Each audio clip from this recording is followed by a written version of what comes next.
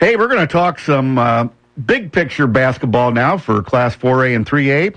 And with us today, we have from the Tribune, the Chicago Tribune, Mike Helfgot. And last night, he was at the Stevenson game. Hey, Mike, how you doing? Hey, how are you? Hey, your game last night, we were talking as we were doing things earlier today, that really there's nobody out there that went out and hammered somebody last night, including Stevenson. They had to fight pretty hard for that win last night. And yeah, they were up comfortably most of the game.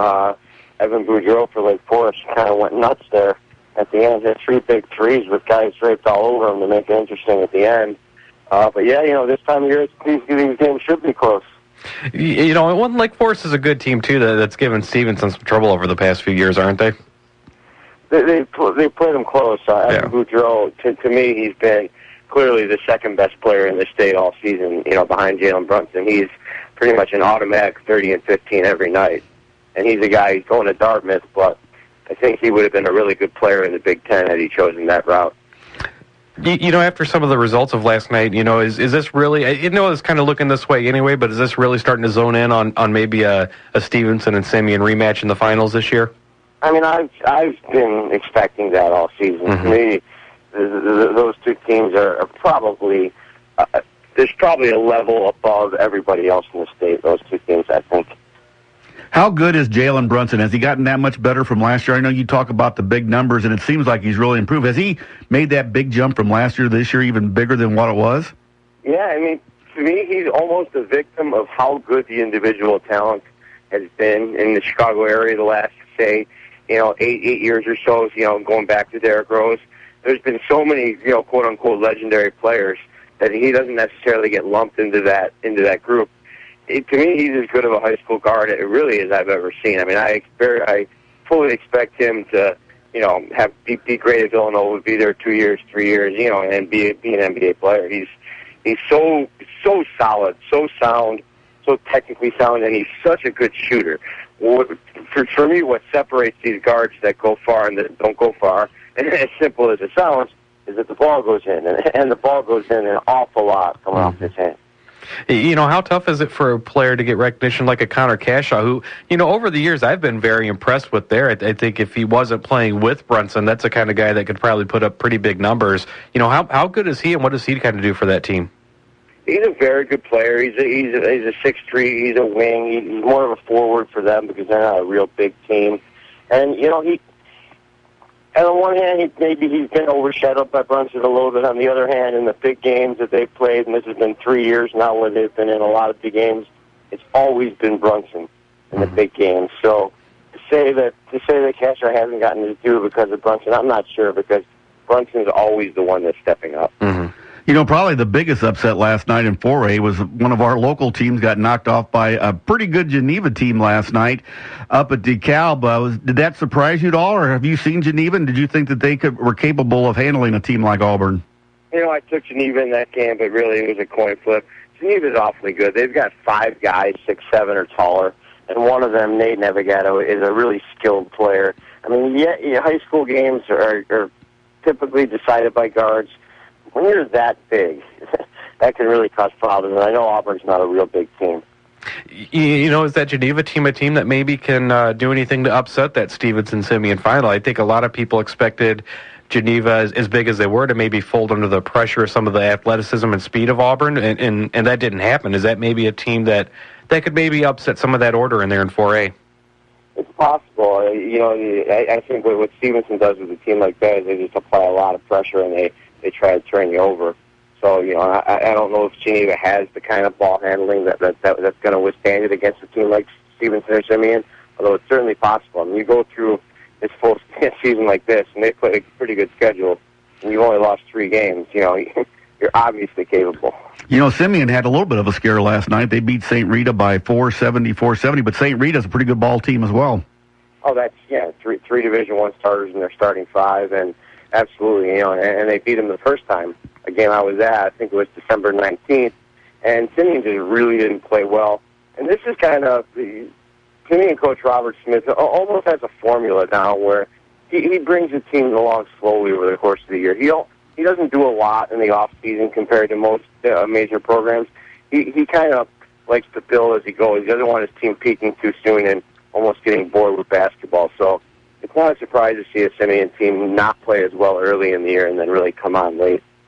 We're talking with Chicago Tribune prep writer Mike Helfgot, and he gets around the Chicago area, and we're talking some 4A and 3A tournament basketball action just a little bit. Yeah, I was going to say, when you look at 3A, obviously there was the forfeit last night with St. Joseph, North Lawndale. What's kind of been some of the buzz around that story? Well, I mean, that's a real unfortunate one.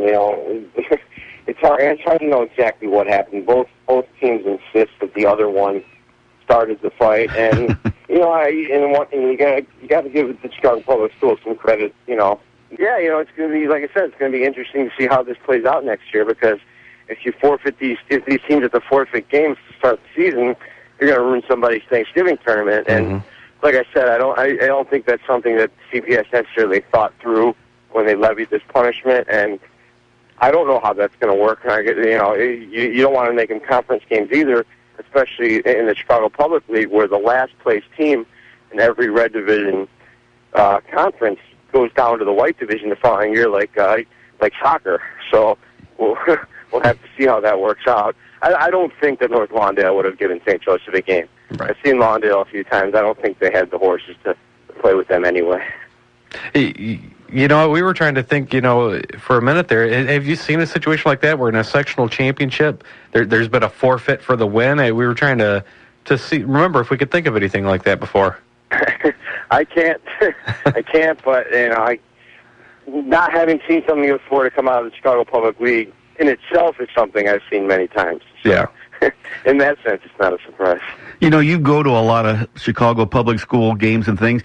Are you ever concerned about your security at a game, or are things pretty much under control and this just happens once in a while, and when it does, it gets blown out of proportion once in a while?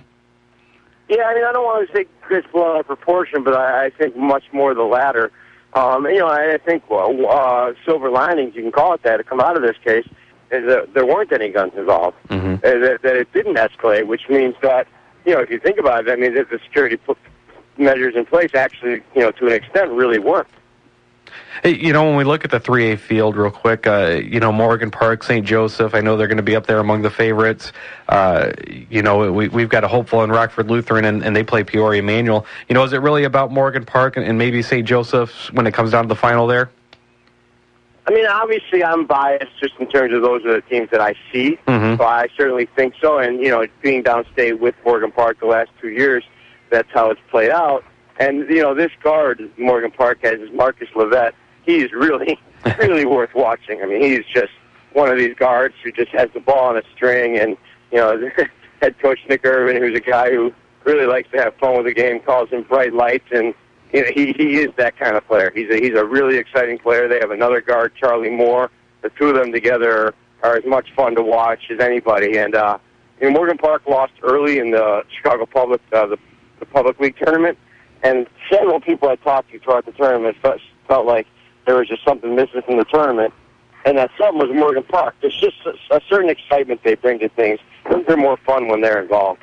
You talked about, I think, Lovett. He transferred in from California. Was there a lot of chatter about that during the season? Chicago Public League is a different place. I mean, it's not even unusual anymore the unusual is not unusual. Hey, Mike, thanks for getting up early to talk to us today. We sure appreciate it. And good insight. We appreciate the good insight, and we'll continue to read your stuff, and we love to watch your Twitters. All right, guys, thanks a lot.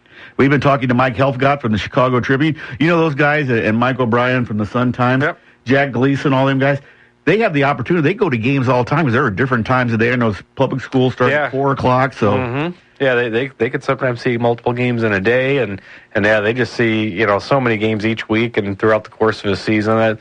Especially when you get this far down in the playoffs, and you had a lot of teams from that Chicago area, they're the perfect guys to talk to. He's got good insight, doesn't he, on Chicago Public Schools? Yes. I couldn't have said it any better myself, that's for sure. I think some of those guys just give it up on worrying about the scandals. They just go ahead and do stuff. So we're going to take a time out, and we'll be back to talk some more high school basketball and things going on in the area in just a moment here on the State Line Sports Hour on News Talk 1440 WROK. Hey, it's Riley and Scott.